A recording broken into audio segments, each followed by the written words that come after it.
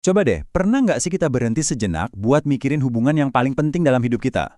Bukan sama pasangan atau teman, tapi sama diri kita sendiri. Nah, dalam beberapa menit ke depan, kita bakal bahas soal dialog batin ini. Karena disinilah fondasi dari segalanya dimulai. Pertanyaan ini kedengarannya mungkin agak aneh ya, tapi ayo ngaku deh, kita semua pernah kan ngalamin ini? Momen dimana kayak ada perang di dalam kepala kita sendiri. Nah ini nunjukin kalau dunia batin kita itu, wah, jauh lebih kompleks dari yang kita kira. Ini dia nih, poin utamanya. Cara kita ngomong ke diri sendiri, entah itu ngejudge terus-terusan atau justru ngasih semangat, itu secara langsung ngebentuk kesehatan mental kita, keputusan-keputusan yang kita ambil, dan ujung-ujungnya kualitas hubungan kita sama semua orang di sekitar kita. Terus, gimana dong cara kita memahami dunia batin yang rame ini? Gini deh, coba bayangin pikiran Anda itu bukan satu suara tunggal, tapi sebuah tim yang isinya banyak pemain dengan karakter beda-beda. Dan ini bukan cuma ide ngasal loh, ada teori psikologi keren seperti internal family systems yang mendukung ini. Pikiran kita itu sebuah sistem di mana setiap bagian punya peran dan suaranya masing-masing. Ada si kritikus yang kerjaannya nyari salah melulu, si pemimpi yang optimis banget, si pelindung yang super waspada, semuanya itu ada di dalam diri kita. Oke, salah satu pemain kunci di tim internal kita ini namanya persona. Gampangnya, ini topeng sosial kita. Sisi diri yang kita pasang biar kelihatan pas dan diterima, entah itu di kantor atau pas lagi kumpul-kumpul.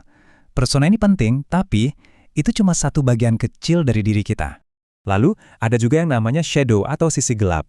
Nah, ini kayak gudang buat semua hal yang kita anggap jelek atau nggak bisa diterima. Misalnya rasa serakah, iri, atau marah. Seringnya, bukannya kita akui, kita malah menyangkal bagian-bagian ini. Atau lebih parahnya lagi, kita malah ngelihat sifat-sifat ini di orang lain, bukan di diri sendiri. Oke, jadi ada persona, ada shadow, ada suara-suara lain. Wah, rame banget ya di dalam. Terus gimana cara ngaturnya? Kuncinya itu bukan dengan membungkam mereka, tapi mengubah monolog yang berantakan di dalam kepala jadi sebuah dialog yang teratur. Nah, coba lihat deh bedanya di sini. Obrolan diri atau self-talk itu seringnya kayak monolog yang kacau balau, di mana cuma satu suara, biasanya si kritikus batin, yang teriak-teriak paling kenceng dan bikin kita pusing. Sebaliknya, dialog batin itu kayak percakapan tim yang sehat, di mana ada seorang kapten yang dengerin masukan dari semua anggota sebelum ngambil keputusan. Ini dia, perubahan mindset yang paling penting. Tujuannya itu bukan buat menekan atau ngilangin bagian-bagian diri kita, tapi justru buat membangun satu identitas di dalam diri, sebut aja kapten internal, yang bisa memimpin dan mengkoordinasikan semua suara itu dengan bijak. Kutipan ini, wah, kena banget sih. Ini ngegambarin perubahannya dengan sempurna. Saat kita bisa misahin diri kita dari perasaan kita nggak lagi jadi korban dari perasaan itu. Sebaliknya, kita bisa ngobrol sama perasaan itu, coba ngertiin dan ngebimbingnya.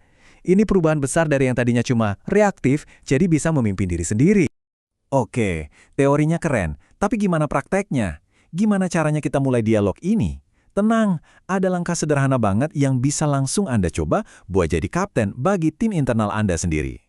Bayangin aja kayak kapten tim sepak bola yang ngumpulin pemainnya buat diskusi strategi sebelum main. Nah, the huddle ini adalah momen kita sengaja berhenti sejenak buat ngumpulin info dari dunia dalam dan dunia luar kita. Tujuannya, biar langkah kita selanjutnya itu berdasarkan kesadaran, bukan cuma reaksi spontan. Latihannya simple banget. Pertama, tarik nafas fisiologis. Itu loh, tarik nafas 2 kali cepat dari hidung, terus buang panjang lewat mulut. Ini ampuh buat nenangin sistem saraf. Kedua, coba pindai ke dalam diri. Apa ya yang lagi gue rasain di badan sekarang? Di mana rasanya? Cuma perhatiin aja, gak usah dihakimi. Ini penting banget karena tubuh kita tuh nyimpen banyak kebijaksanaan. Terakhir, sadari lingkungan sekitar Anda apa adanya. Ini bantu kita balik lagi ke momen saat ini. Dan latihan simple kayak the huddle ini, efeknya bukan cuma biar kita tenang sesaat loh.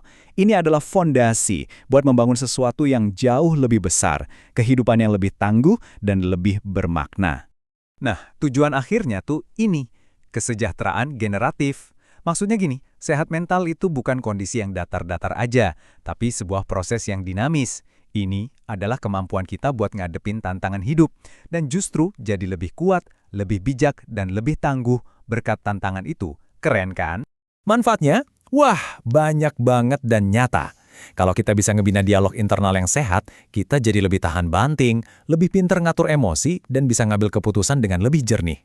Dan yang paling keren, karena kita udah damai sama diri sendiri, hubungan kita sama orang lain pun otomatis jadi lebih baik. Pada akhirnya, intinya cuma satu sih. Kalau di dalam diri kita koheren dan damai, maka kita bisa berinteraksi dengan dunia luar secara jauh lebih efektif.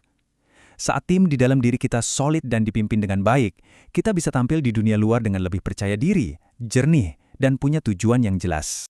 Nah, sebagai penutup, saya mau kasih satu pertanyaan ini buat Anda. Sambil Anda melanjutkan aktivitas hari ini, coba deh luangkan waktu sebentar buat check-in. Kira-kira bagian mana dari diri Anda yang lagi minta perhatian?